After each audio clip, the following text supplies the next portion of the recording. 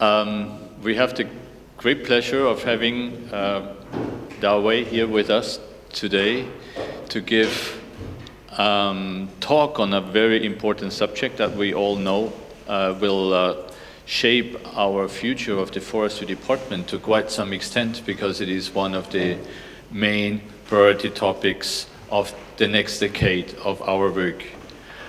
Dawei has decided to go back to teach at the university where he comes from, so it's one of the last rare opportunity to interact with him in person, and he was kind enough to offer us that slot to dip into his wisdom and his work.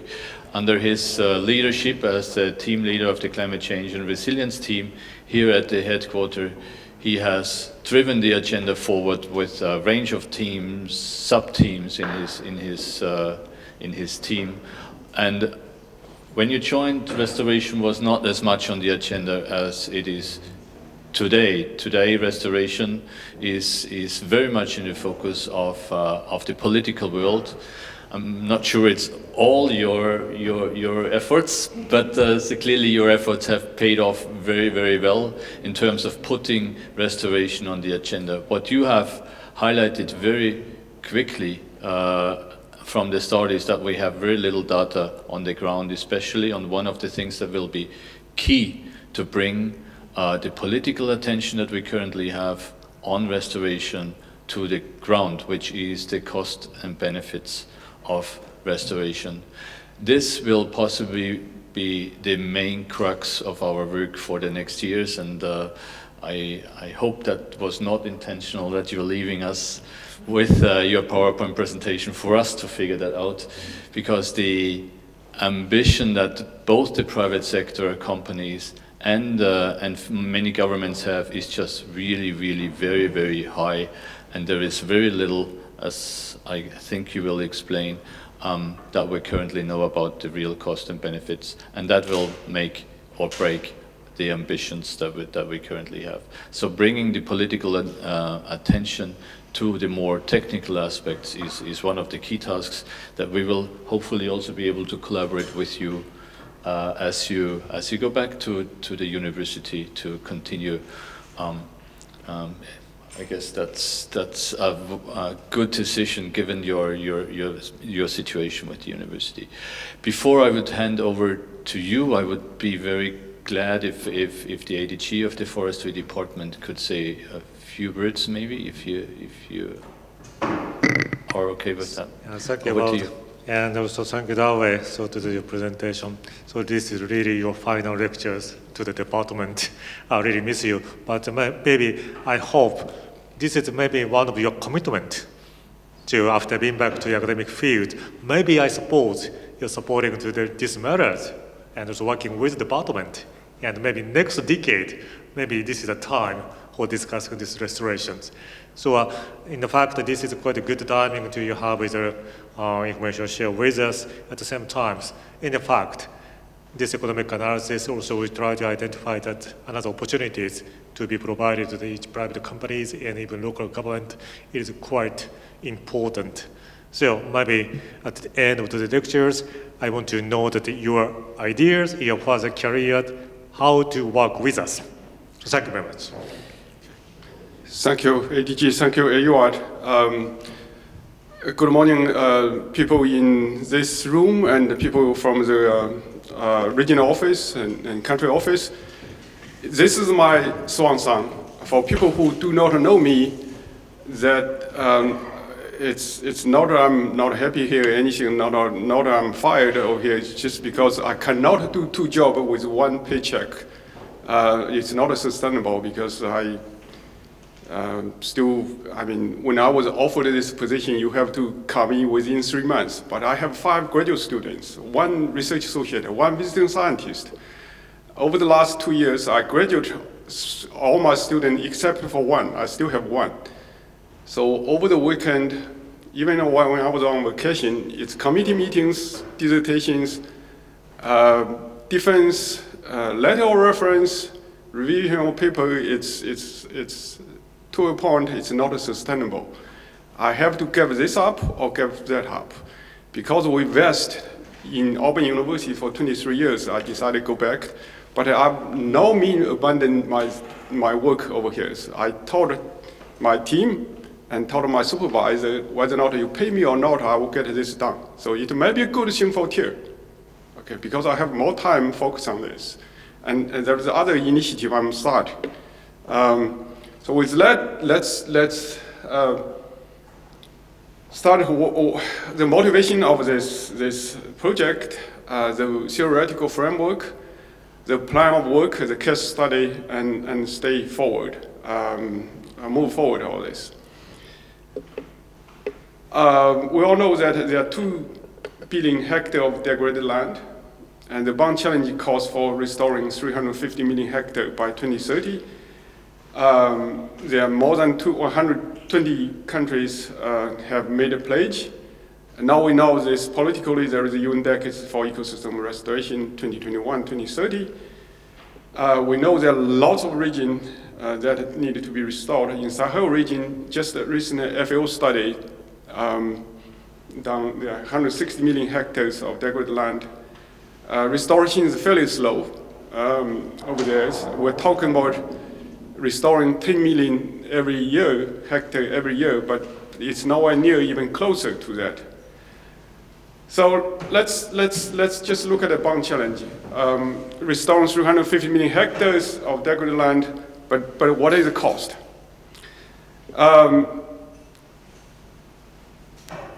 Let's not go by country. Let's use the example of watershed.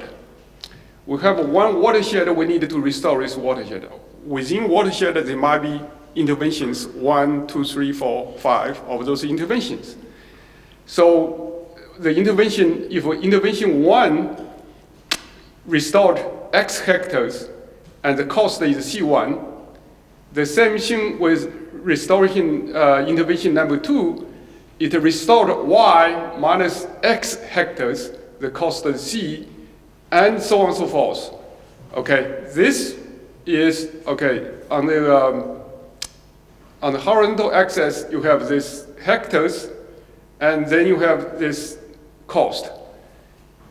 If we connect those points, this point over here, this corner point, this point, this point, and this point over here, this what we economists call the supply curves. The supply of abandonment, or supply of restoration, okay? The realist cost of restoring the watershed is this cost match this block, plus this block, plus this block, and plus this rectangular block over here. That's the total cost. One watershed, you can do multiple watershed, you can do one country, another country, and a global. Okay?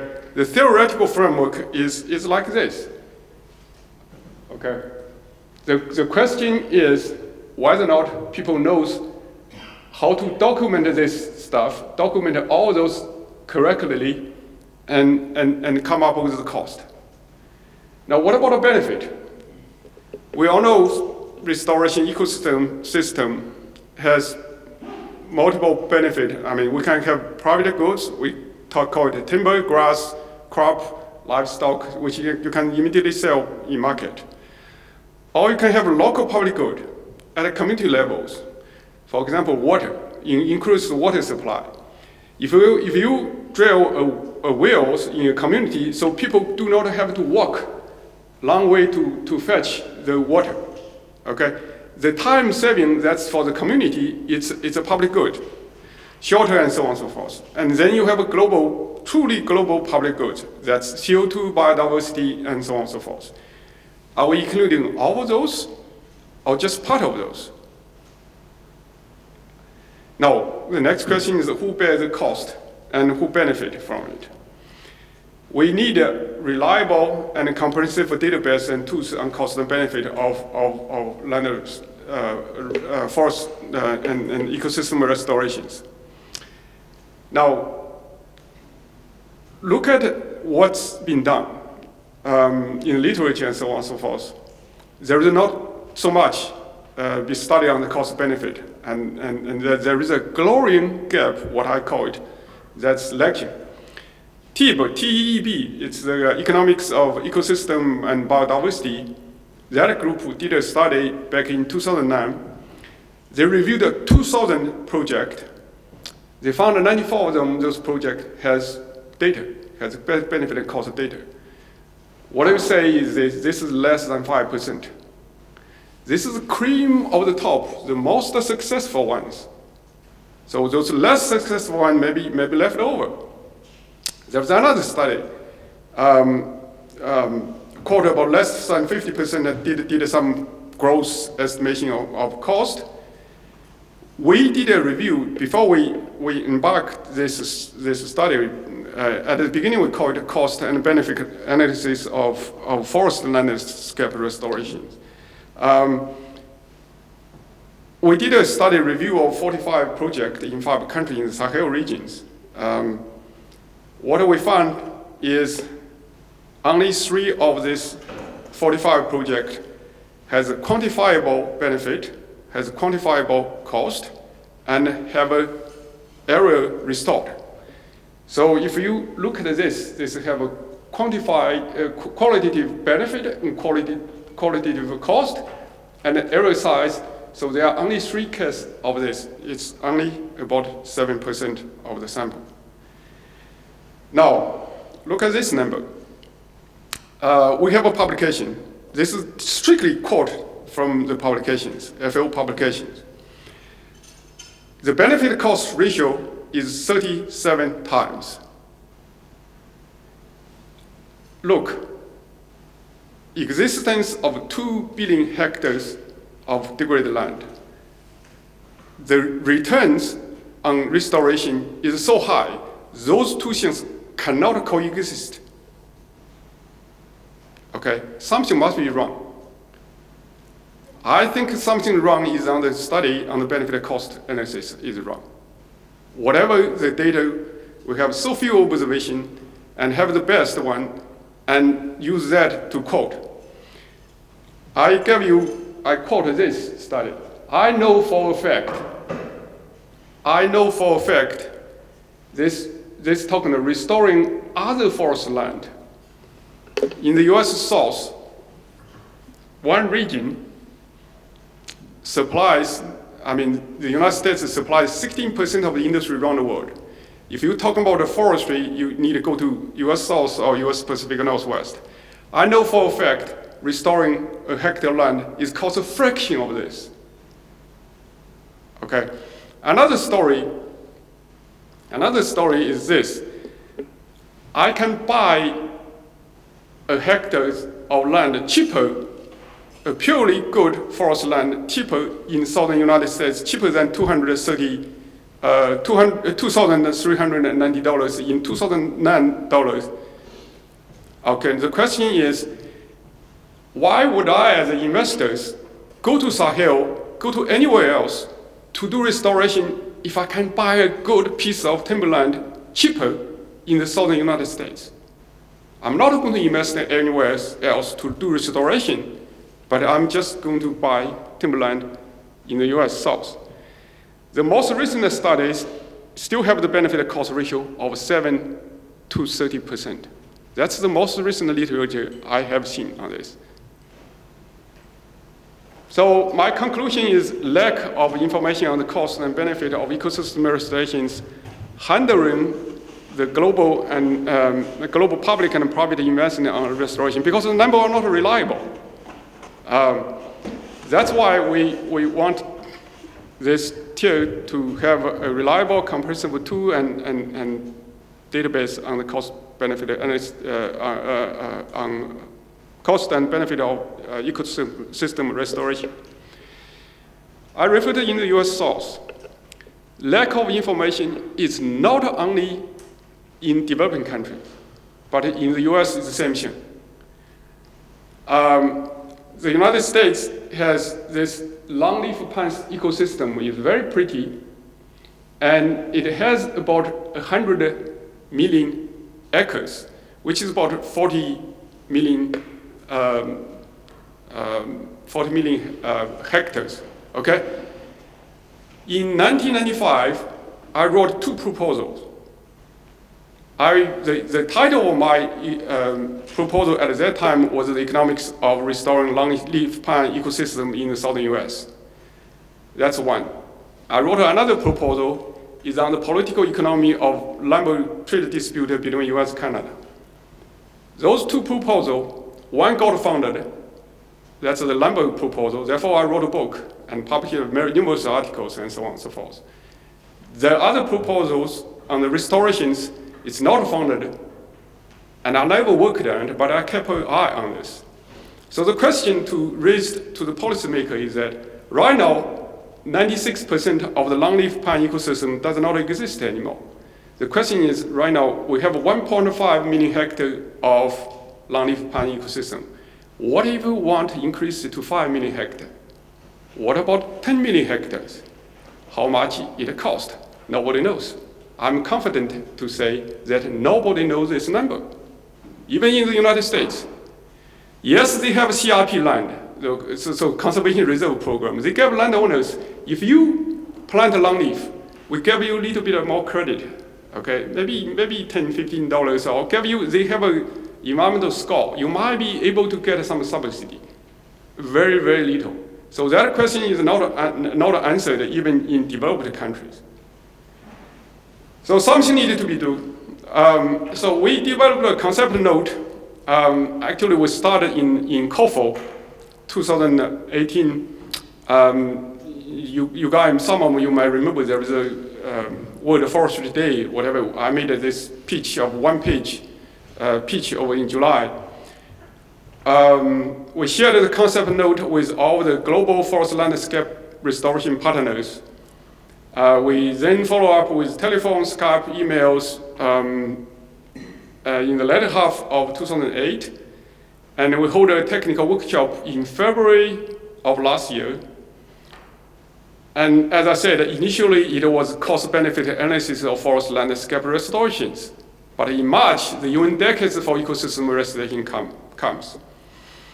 So in honor of UN Decades, in honor of the TEEB, T-E-E-B, we changed the title to TEER, the Economics of Ecosystem Restorations. So this is how we start, why we launched this.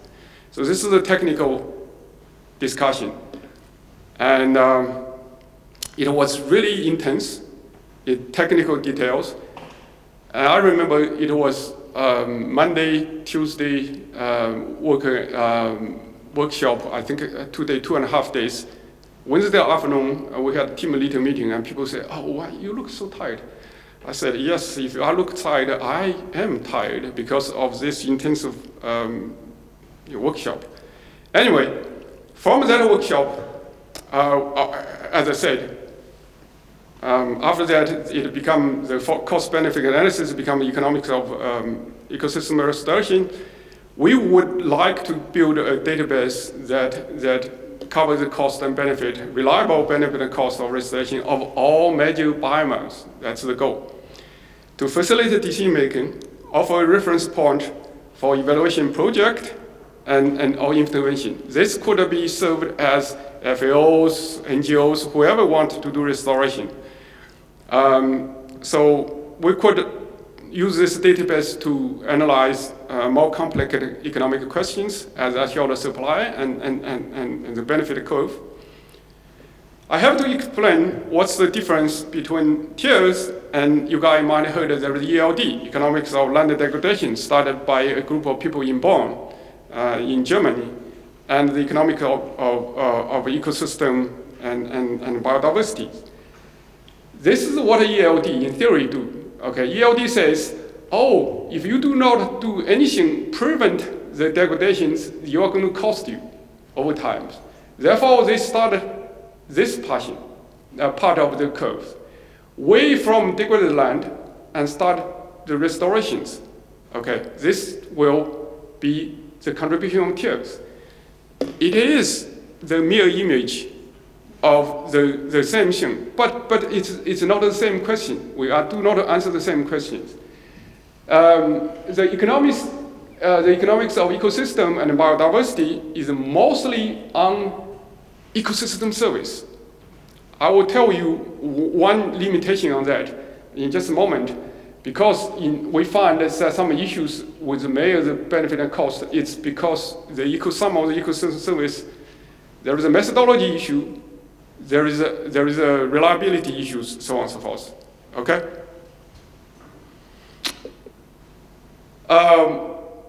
So the steps we move forward on this, we want to develop and test the methodology through pilot studies in the Sahel region as the first step. This we thought it take us 2 years, and we will obviously we have to measure the benefit and cost. We will have to control the level of degradation. We have to control the mean of interventions.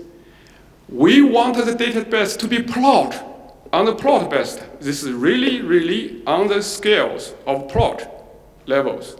As one of the observation unit, we call it intervention unit.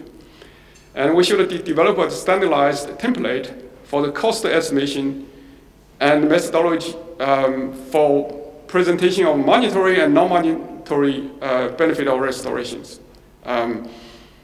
So this is what the debate is about in the technical framework. For example, the government of Nigeria have a restoration project. So they give money, let's say they give it to farmer.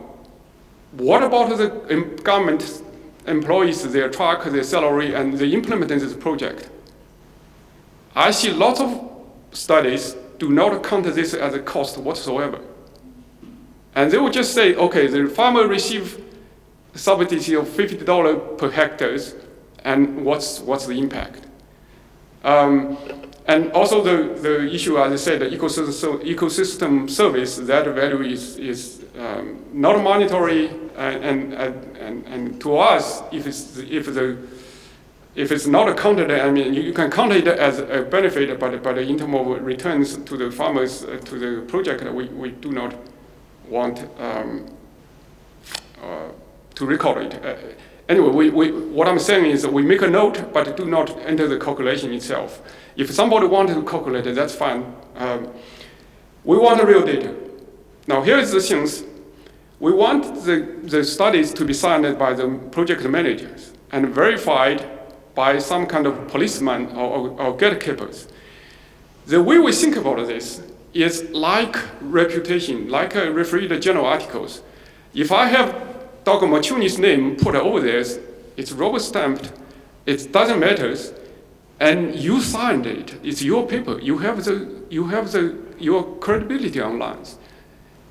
So the next question. So that's why I want to say is that data to be verified and signed by the managers. The question is now we run into what if the manager do not want to sign, or the manager couldn't find the manager. That's another issue, the secondary issues. Anyway, we want data quality control, number one. Secondly, we will have some kind of gatekeepers. Maybe some kind of limited samplings. For example, if the data set, if it's kept by FAO, if we find some outliers, we could question. And then we could spot check with 1 or 2 projects. In any event, any data into this database must be reliable to a certain degree. That's our goals. Otherwise, you collect, your cost is not the same measurement as my cost, and it could be issues with garbage in and garbage out. Potential challenge, I mentioned some of them already. Originally, if this TEER database is a purely public good, anybody can access it, or is that total highway? Total highway means that if an institution, say World Resource Institute, they pay $10,000 and we let them access all the database. So that's not settled at this moment. The reason why I said is public goods, the problem is public goods, nobody wants to pay for it, okay? Now if you have a total highway and then the institution have an incentive to buy from it, who will pay for it? You know, FAO, our regular project budget is not very, very big. And next question is, we want to do all the biomes. Is this too ambitious? Obviously, we have to start with somewhere, dryland. There are lots of dryland. We start with Sahel regions. And there is a question of restoration to what? Okay, the project may last 2, 3, 4, 5 years, but restoration to what level? Okay, degradation of, the level of degradation, how to measure it? We have degradations of 4 or 5 ways of measure it. Then there is a theoretical challenge. In economics, in firm, in production series, the enterprise, the entrepreneur, has an assumption of profit maximization. Profit maximization is equal to cost minimization. Cost minimization. This is called a duality theory. Okay, duality theory. Can we trust the project manager to be a cost minimizer? Means that that person choose the most efficient way of doing restoration. He or she does not waste any public or private money. It's a big if. Okay.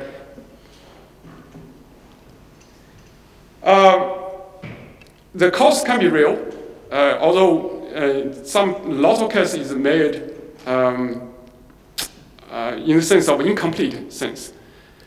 But the benefit, some of them often be projected. For forestry grows 30, 40 years down the road, and those projects based on benefit and cost, are they reliable? Let me give you an example. I went to Niger to do case study on this case.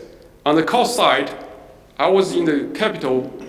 I'm traveling about 200 kilometers on the west and 250 kilometers on the east. Every time travel over there, you are stopped by security check 10 times, number one. Number two, I was not allowed to eat on the street. So I was locked in a hotel. Once I got there, just basically locked in a hotel. Somebody bring me some simple food over there. Can you imagine an investors, private investor will think about invest over there for on doing some restorations. That's the cost side. What I think is the transaction cost is not made in lots of cases. Then the benefit side. I said ecosystem service is a benefit. It's very hard to measure one thing. And I particularly found that in the Niger, in the Burkina Faso and Nigeria regions, the pastoralism prevails over there. Pastoralism has lots of benefit. It exists for thousands of years. There must be a reason. However, we all know the tragedy of commons. Okay, if I restore a piece of land, farmer from Mali, Burkina Faso can roam over my pastures, and they have the right to do it. Are we going to make sure that the grass will actually come up and tree will grow up? So this is the project benefit and cost issues. Which project to be included? Who will be the gatekeepers? Is an issue. The project, if they do not assign off the data issues. And the last thing is about confidentiality. We want to be plot level. It has a commune, it has a village, it is associated with some certain GIS coordinate. What if a project say, no, we do not want you to be including us over here. And if something wrong, I mean, we have a legal issues on this. So this is another challenge. As I said, doing a pilot study in Niger. So basically, conclusion is my calculations, restoration over there has a more modest positive return than the literature. Not a surprise. If you're talking about benefit cost ratio, it's 2 to 5 and doing for 30 years. Okay, that's one. Then the total cost, I quoted over there.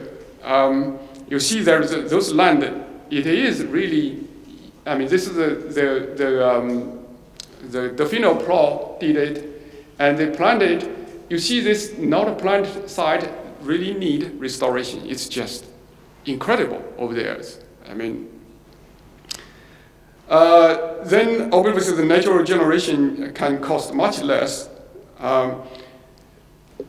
To the credit of AD, that the final plot, this all intervention, the cost are much lower than this half-moon intervention over there. And I said there is a cost of the maintenance cost is very, very critical. Are we doing social fencing? Let people watch it out, or how to make sure restoration actually succeed on that? Let me summarize. Basically, a lack of reliable cost and benefit hindering finance of restorations. So any investors, I do not care whether they come from EU or from private citizens. If I want to invest over there, I want to know is the return, the benefit and cost. What it costs me, and what's the benefit of it. And TEER is just try to get the number, benefit and cost number right, and fill in this glowing, I call it glowing gap, is to facilitate decision making and help finance and scale up restoration. But TEER itself is a big challenge. I said I illustrated some of the challenge already. I made a pitch at UNCCD COP14. I said, basically, if we cannot get the number right, the benefit cost number right, no finance will come on restoration. And the very little finance cannot help us to upscale restoration. I appealed to the institutions, other institutions. We have about 14 right now in our some kind of loosely defined consortium. We want the institution to contribute project data. We want their expertise and financial support. If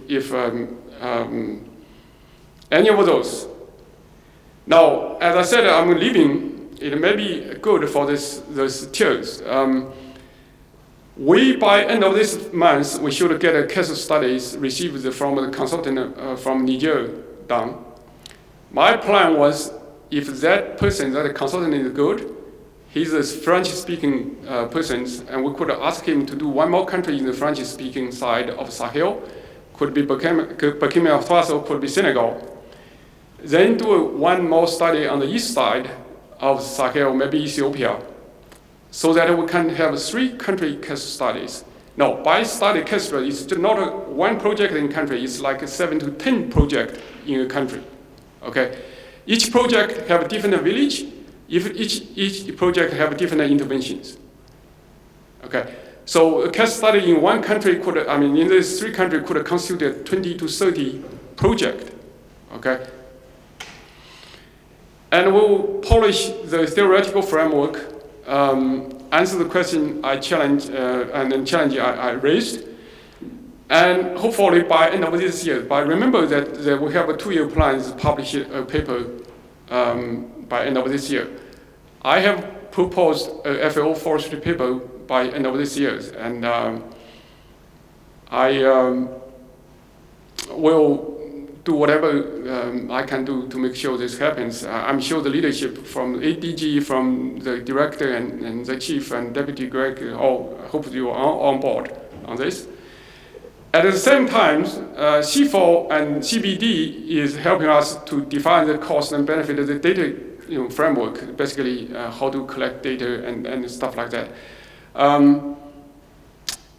Once this is done, and officially launch the UN decades January next year, and we would hopefully extend this to other biomes and other regions. That's basically I want to present to you, and I'll be happy to answer any question you have on TEER. Thank you very much.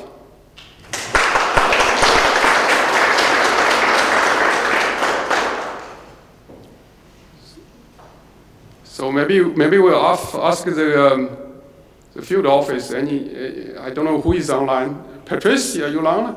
Patrice and Shiruma, any of you have questions? Yes, I have a question, but I think I will leave it later to discuss. Or can I ask it now? Yeah, please. Okay. My question. Thank you very much for the excellent presentation first. And my question is about the decision making. It is sometimes I think we need to take a step back about the restoration. In my case, in the forest health, when there is an outbreak or epidemic situation, we need to decide whether we should put the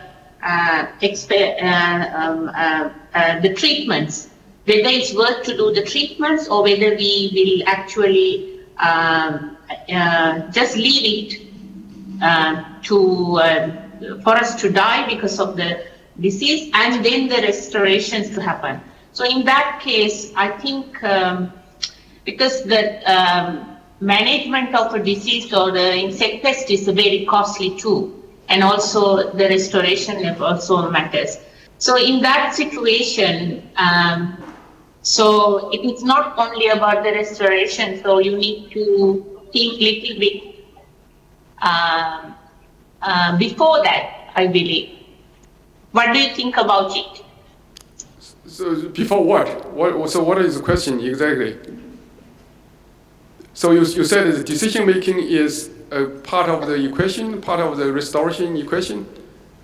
I think we need to, because the methodology you are describing is only for the restoration for degraded land or degraded forest.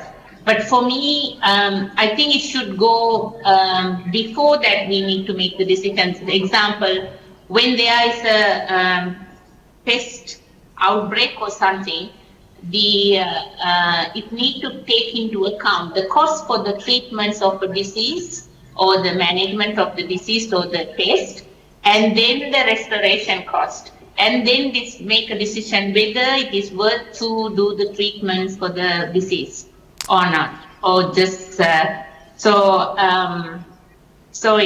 for me it is expanding the methodology. Yeah, I agree. If you have a fire or whatever pest breakout, you have to treat it first before even you consider restoration of the same forest. I agree. But as any subject, we cannot answer everything. I mean, in order to have a focus, I think we focus on restoration. I agree with you. In terms of sustainable forest management, you have to consider it. Okay, thank you. Okay. Yes, please. Dawei, I'm hoping you can help me reconcile a couple of different lenses. I mean, you're looking at this through the lens of an economist. I look at the restoration conundrum through the lens of a social forester. And I would posit, with I think some ample evidence to support, that if the right kind of tenure, community forestry, and other sorts of regimes are in place, under certain ecological, socioeconomic, cultural conditions, the restoration will take care of itself. And we've certainly seen that from vast areas in Mexico, Nepal, and some other countries. So there is an argument that under some conditions, if you can address those issues, get the incentives and so on right, the restoration will take care of itself. As opposed to the focus on the cost per hectare. In fact, to resolve those issues, you could translate into a cost per hectare. You could come up with this. But that's at least part of the restoration challenge, is how to create those conditions. And I wonder how you reconcile that lens. I know you've worked on tenure, so you know what I'm talking about. Anyway, give me some wisdom on this. Excellent questions. Excellent questions. The question is, if we have the tenure policy governance framework right, and restoration will take care of ourselves, we do not need an infusion of money, international money from NGOs to another country or another community or so on. I completely agree. Now, if that is set right, the degradation part will be much less severe, maybe not even there. Okay, with your assumption, the tenure is right, the government structure is right, the tax structure, and so on and so forth. Douglas North won a Nobel Prize in 1992 by studying economic histories. He's one of the 3 people winning it. He wrote a not very thick book, I mean, couple books and whatever. There was one quote he said, basically says the human history is a long human history of stagnation or slow development is because we do not get the property rights correct. So that answers basically, I agree, we're on the same page on this. In fact, the biggest private sector is the farmers. And if a farmer sees the benefit of it, and he or she will do whatever to prevent the degradation and do the restoration with his or her means, although we know farmer has limitation and so on and so forth. The property rights issue, the land part issue is what I see is an enabling, maybe prerequisite, a condition, but it's not sufficient because you still have the technical know-how and still have the input, financial capability. If I'm a farmer, poor farmer on subsistence, I can care less. So it's very important. I agree with you, 100%. Thank you. Yes, please. Can I just propose a compliment to your answer on this point about the social elements? My name is Blaise. I work for the CBD and also for FAO, and I've been working with colleagues at C4 also on developing the template for data collection that will be rolled out as part of this TEER exercise. And I think in terms of the social conditions, we're trying to map that as well as part of the data collection on the project. What is the baseline in terms of tenure and existing socioeconomic variables in the site, because that will need to be controlled for in the eventual costs of the restoration intervention. Obviously, a site that has perfect tenure already and already a system for community forestry will be much easier and probably less costly to restore. So we can't compare that to a site where there's all this social work to be done prior to the start of the intervention.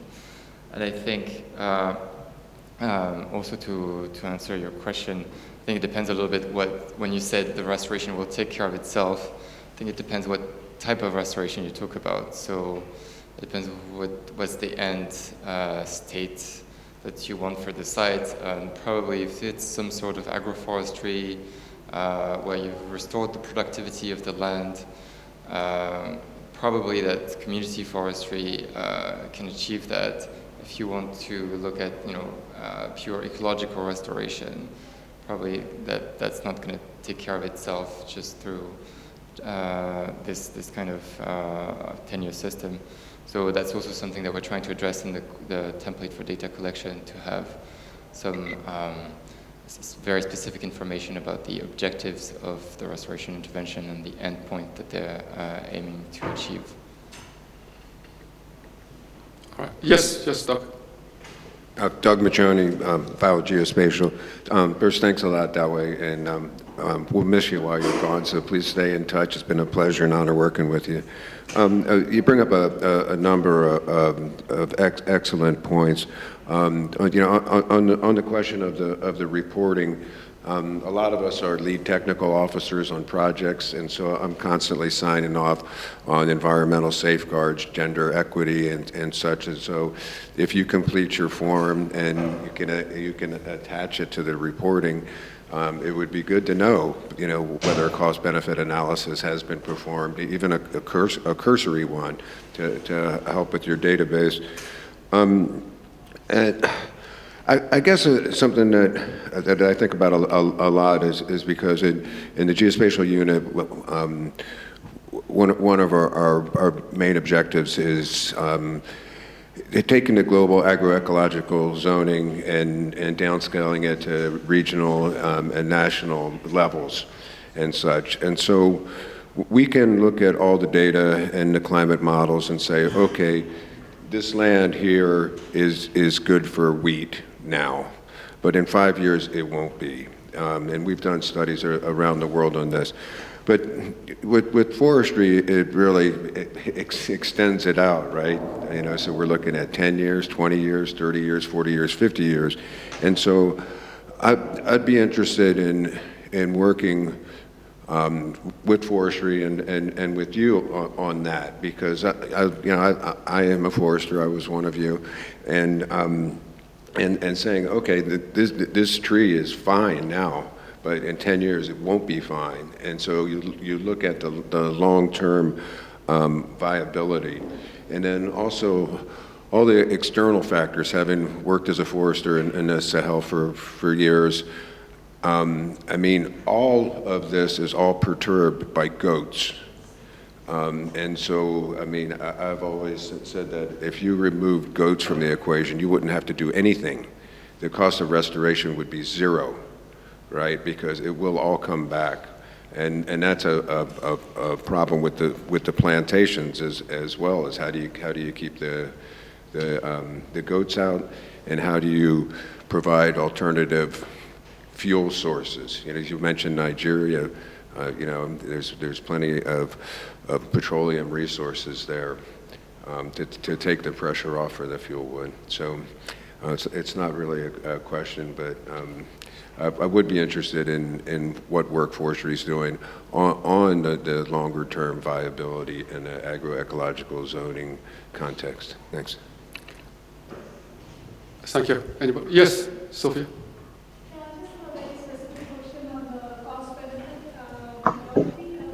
Exactly at what stage do you measure cost benefit? When the project is initiated and it's over, or 5 years, 10 years? Very good questions. We use our example of AED it from the start. For example, I conceptually included the 7.5% tax FAO take from the fund. That's part of the cost. From that, and then we project, hopefully, I mean, as we defined is 30 years, 35 years, exactly which I mean, this is through technical discussion, because trees grow for so long. That's the benefit. Then once you restore and establish it, then it's just the maintenance cost part. Yes, we have a framework of 30 years. Look at it. 30 or 35 years. Look at this. Yes, please. Hello. Yes. Hello. Go ahead. Is this Patrice? Hello. This is Abdul Hamid speaking. Ah, yes. Yes. Go ahead. Okay, thank you, Joe, for this very interesting, and you are tackling a very challenging subject. And from the experience in the field, I think there are. I mean, calculating the cost is not an easy task. I mean, it's easy for us as foresters to calculate some of the direct costs, like. In a reforestation project, you cost the seedlings, how much it costs you can cost but sometimes there are a lot of costs that very difficult for whoever working there to record them, like for instance, the supervision cost, the cost that you take the car coming down to the site and supervise it, or supervise it.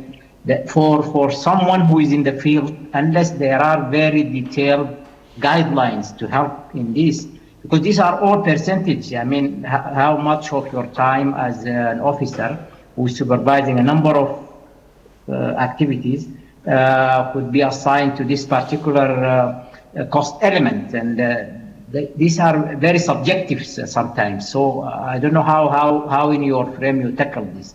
The other thing is that the point of Andrew. I mean, we're talking about this community perspective, and that if you set the governance right, the illustration will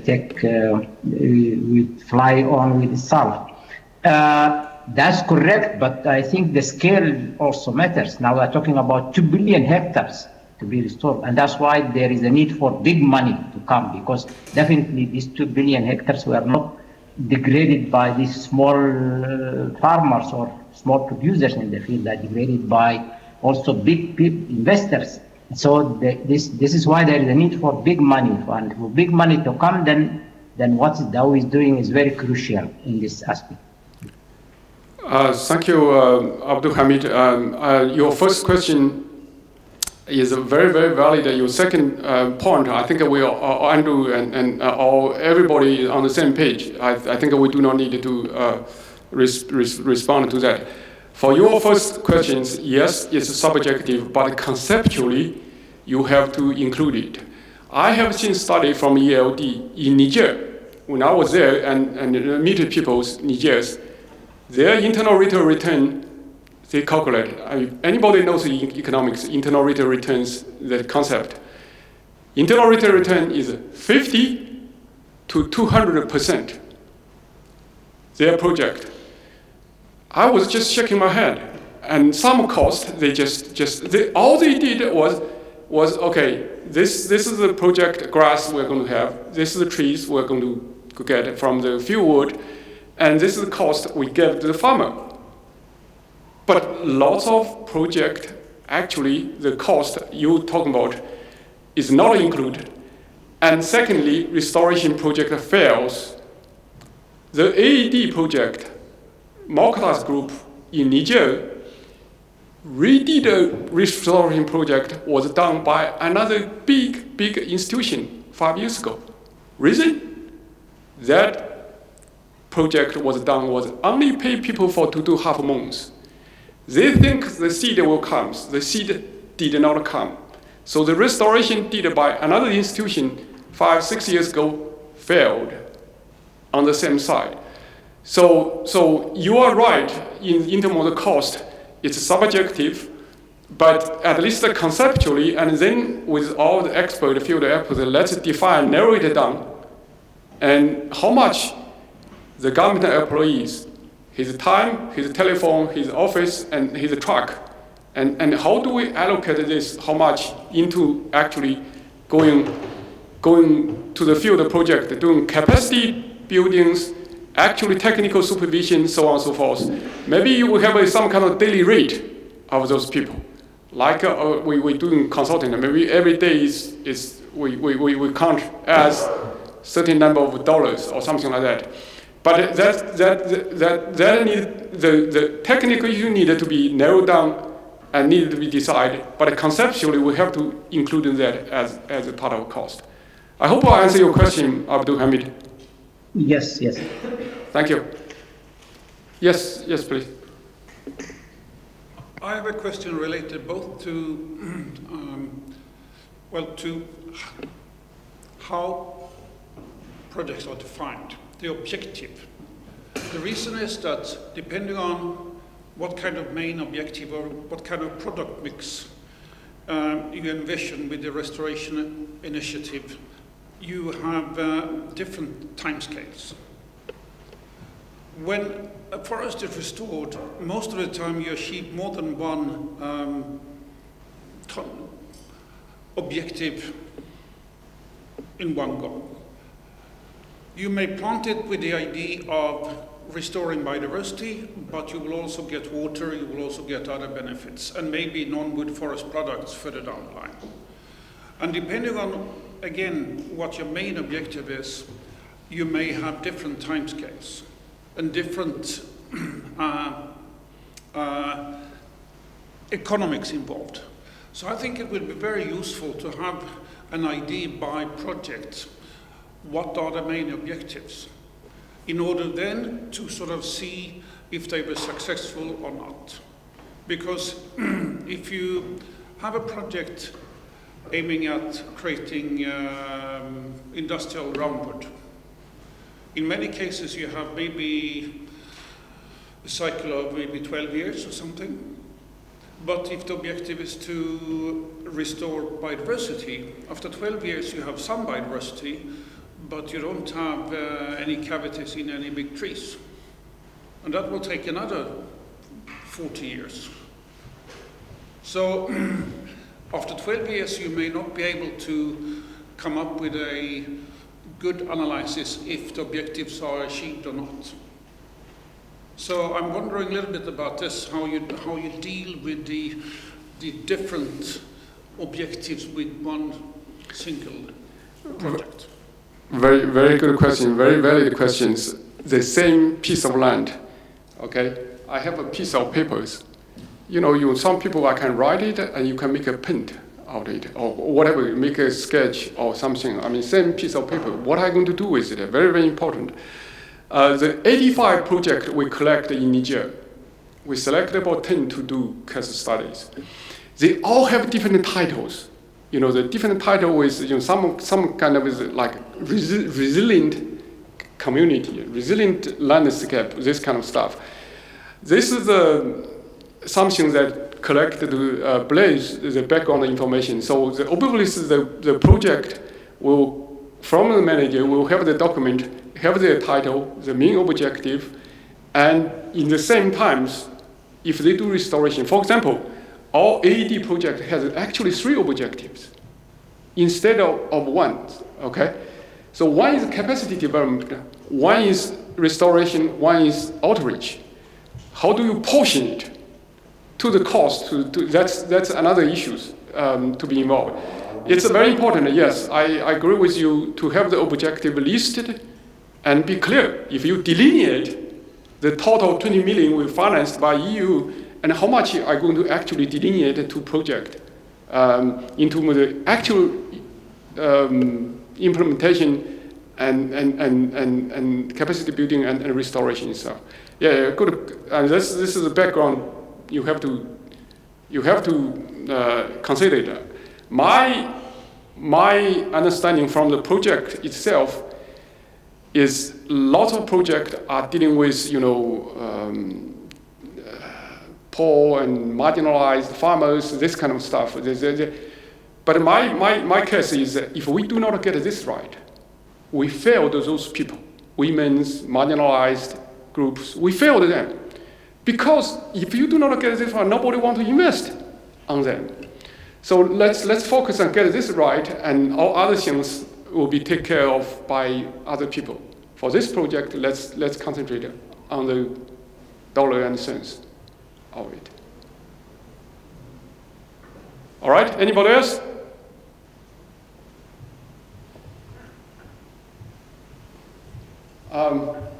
I think these were nice closing words, no, that you just said. In terms of let's get this right, it will be really important. We really hope, as the ADG also has said, that you'll be with us on that journey a little longer from the other side of the ocean, so to say.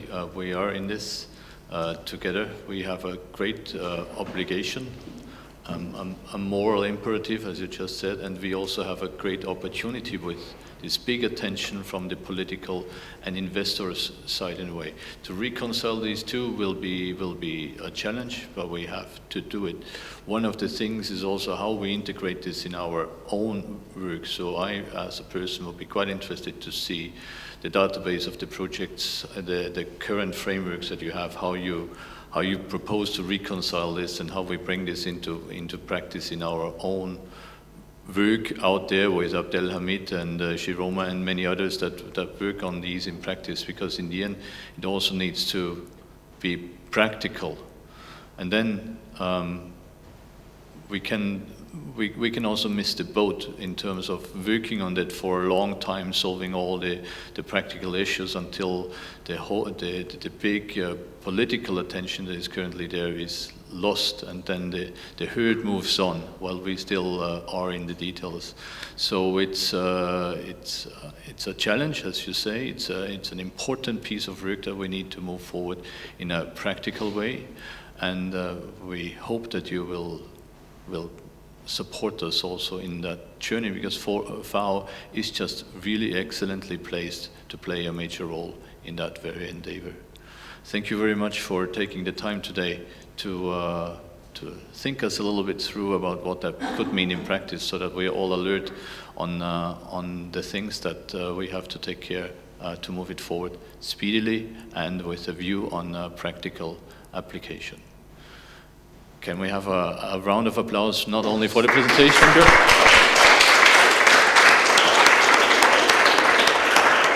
Okay, thank you very also much. for all the work that you did, and we certainly wish you all the best on your parallel track that you will now switch over, and maybe you will have again 2 types of jobs in the future from the other side. Well, thank you. I have committed to get this done. That's for sure. I mean, somebody, this is Edward Mansour said, "Oh, that's your baby, and you contributed very well from UNCCD to CBD, and now people knows this, and we have to get it done." Yes, I have committed to get it done. I told Tina and my team, this is all public knowledge, whether or not I'm paid a penny or not, I want to get this done. So it's, again, 2 jobs. It's unfortunately, my wife is not going to be happy on this, but anyway. All right, thank you very much. Okay, have a good day.